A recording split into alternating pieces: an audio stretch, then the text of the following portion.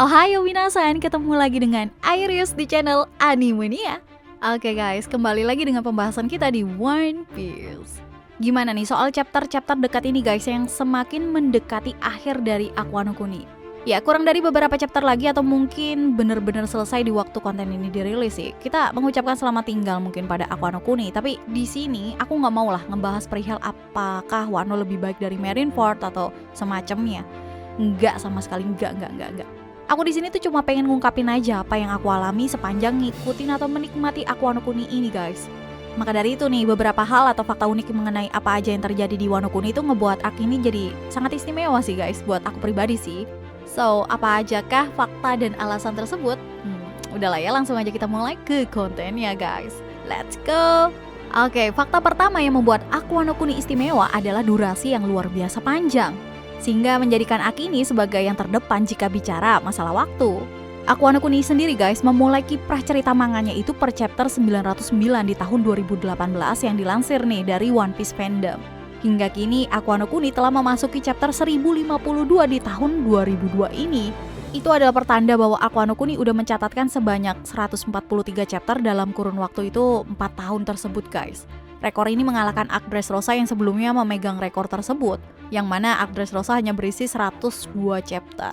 Sebagai arc terpanjang tentu bukanlah penantian yang mudah buat kita semua ya kan dalam mengikuti jalan ceritanya. Namun perasaan lama itu ujung-ujungnya akan selalu kalah guys dengan rasa penasaran hebat kita yang terus-menerus digantung oleh Oda Sensei.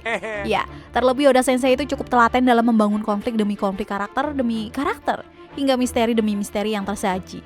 Gokilnya perlawanan melawan Kaido atau nama beberapa samurai hebat pun telah disebut sejak lama, jauh sebelum Aqua no Kuni dimulai. Misalnya melawan Kaido yang Law itu telah memperingatkan saat pertama kali mengikat aliansi dengan Luffy, atau adanya zombie yang bernama Shimotsuki Ryuma. Ini belum lagi kalau kita ngebahas setiap clue demi clue lainnya. Wah banyak banget sih. Intinya guys, Oda Sensei itu di waktu yang sepanjang ini nggak pernah kehilangan arah dan selalu terlihat sangat merencanakan sesuatu itu dengan baik. Ya khas dari Oda Sensei itu sendiri lah. Oke, yang kedua nih, gimana pertarungan yang ditampilkan Oda Sensei begitu luar biasa di sepanjang Aqua no Kuni? Ya, gak cuma sekedar pertarungan yang saling bertukar serangan aja, tetapi tiap pertarungan guys selalu diselipkan sisi emosional yang rasanya itu gak akan bisa kita ungkapin atau gak akan bisa kita lupakan secara mudah lah. Misalnya aja ya, yang terheboh di ketika Robin melawan Black Maria deh.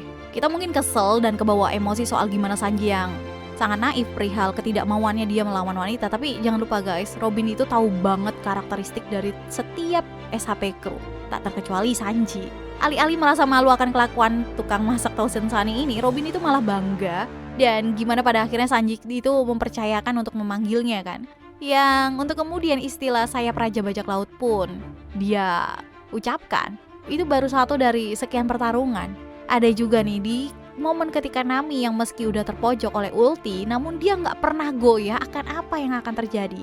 Dan dia selalu mengatakan sesuatu yang sangat luar biasa soal keyakinan Nami bahwa sosok Raja Bajak Laut itu bukanlah Kaido atau Big Mom, melainkan Monkey D. Luffy guys. Ya, sisanya ada banyak juga pertarungan yang juga rasanya sangat membuat kita tuh berdebar sepanjang ceritanya. Queen menghadapi setiap samurai di saat yang bersamaan. Ada Chopper juga yang berpacu dengan waktu untuk menciptakan antivirus. Terus ada Sanji melawan Queen, King melawan Zoro, Jinbe melawan Wushu, Hawkins dengan Killer. Pokoknya semua punya keunggulan masing-masing lah.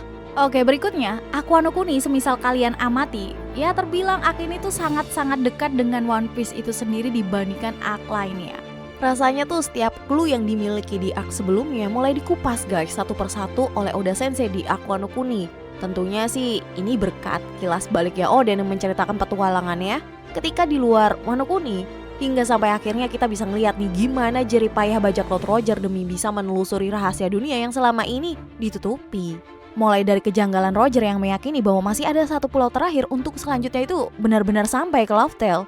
Di sini juga dijelaskan guys dengan baik gimana sih bajak laut Roger mengamati setiap poneglyph, mengira-ngira soal senjata kuno Poseidon sampai tahu bagaimana cara menuju Laughtale lewat petunjuk yang diberikan oleh Road Poneglyph.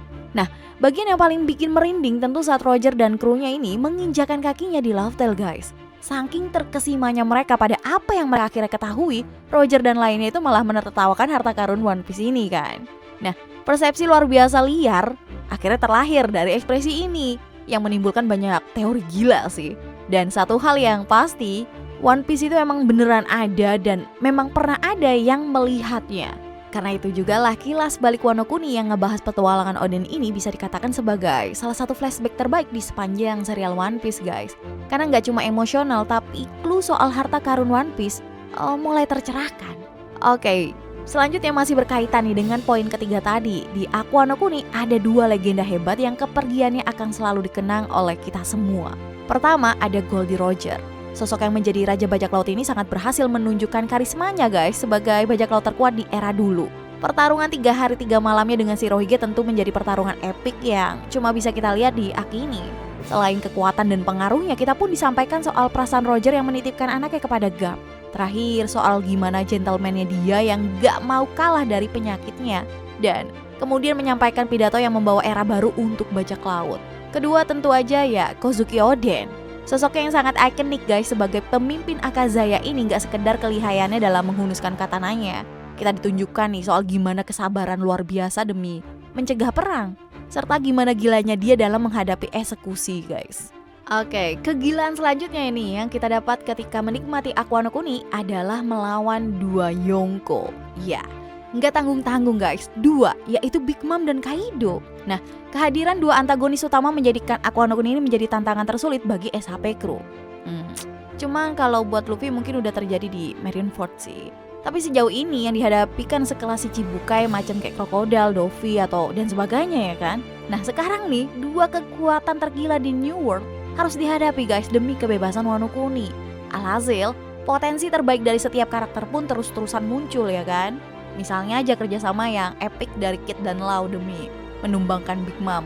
Terus ada serangan Houshoku Haki Zoro yang muncul untuk pertama kalinya. Sampai gimana Luffy yang jatuh bangun ngelawan Kaido tetapi nggak kenal menyerah guys. Dengan aliansi yang notabene-nya harusnya kalah jumlah sih dan kekuatan 2 Yonko yang jika secara nalar itu akan lebih powerful, ya akhirnya pihak aliansi Yonko, Big Mom dan Kaido harus merelakan kekalahan mereka. Oke, next kita ngebahas nih soal power up luar biasa yang dialami oleh SHP Crew guys. Rasanya guys, mereka yang belum kedapatan panggung di arc setelah time skip bener-bener unjuk gigi di sini dengan peningkatan power tuh yang nggak kalah mengagumkan sih. Sebut aja Sanji lah. Meski sempat dianggap kegagalan, dirinya tuh menggunakan Red Shoot Germa, nyatanya tuh malah semakin perkasa ya kan. Dirinya itu mendapat kekuatan monster namun nggak membuang kebaikan yang dia miliki. Hal tersebut yang membuat dia itu bisa mengalahkan sosok All-Star seperti Queen guys. Berikutnya ada Robin melawan Black Maria. Robin itu gak menyia-nyiakan kesempatannya untuk mengeluarkan potensi terbaiknya yang udah dia asah sejak time skip. Hana-hana Nomi yang dia manfaatkan dengan baik sukses nih menumbangkan Black Maria. Nah bicara masalah power up di arc ini tentu harus kita sebutkan juga nama Zoro. Ya berbekal pedang Enma, Zoro itu terus mengeluarkan serangan terbaiknya guys. Hingga bisa merepotkan Kaido. Ya gimana enggak, Zoro itu ternyata jadi sosok langka yang juga memiliki Houshoku Haki. Dan pertarungannya dengan King jadi bukti betapa kuatnya murid Mihawk ini sekarang guys. Oke, dan alasan terakhir mengapa Aku Wano Kuni ini sangat istimewa adalah terungkapnya buah iblis Luffy yang sebenarnya. Ya dikenal nama Gomu Gomu no Mi yang sampai kemudian terungkaplah guys kalau rupanya buah iblis yang dimakan Luffy adalah buah mythical Zoan Hito Hito no Mi model Nika. Ketika hal ini terungkap, rasanya itu seluruh fans One Piece dimanapun berada tuh kayak gempar berhari-hari ya kan? Hingga terus bertengger nih di trending topik beberapa sosmed. Siapa sangka bahwa ada keistimewaan luar biasa di balik buah iblis Our Bakasencho yang ternyata telah menjadi buah legenda selama 800 tahun. Dengan buah iblis ini juga potensi kekuatan Luffy itu jelas akan lebih dinanti-nanti lagi. Ditambah gear 5 dari Luffy itu bener-bener membuat Kaido kewalahan guys. Yang selanjutnya itu membuat Kaido tuh kalah. Jangan lupakan juga ada sosok Joy Boy yang disebut-sebut Zunisha telah tiba. Yang mana kalau di sini tuh lebih mengarah ke Luffy. Bukan reinkarnasi tapi lebih ke pewarisan tekad yaitu Will of the guys. Dengan kekuatan buah iblis yang bisa jadi pembuka untuk segala kemungkinan. Oke, itu dia tadi guys beberapa alasan dari aku yang ngebuat Aku Wano Kuni ini begitu istimewa. Kalau dari kalian sendiri adakah alasan lain nih yang bikin kalian betah mantengin 143 chapter selama 4 tahun ini? Ya monggo discuss aja di kolom komentar sih. Oke guys, so see you guys next time. Adios, caramelo, stay safe everyone. Salam Animania.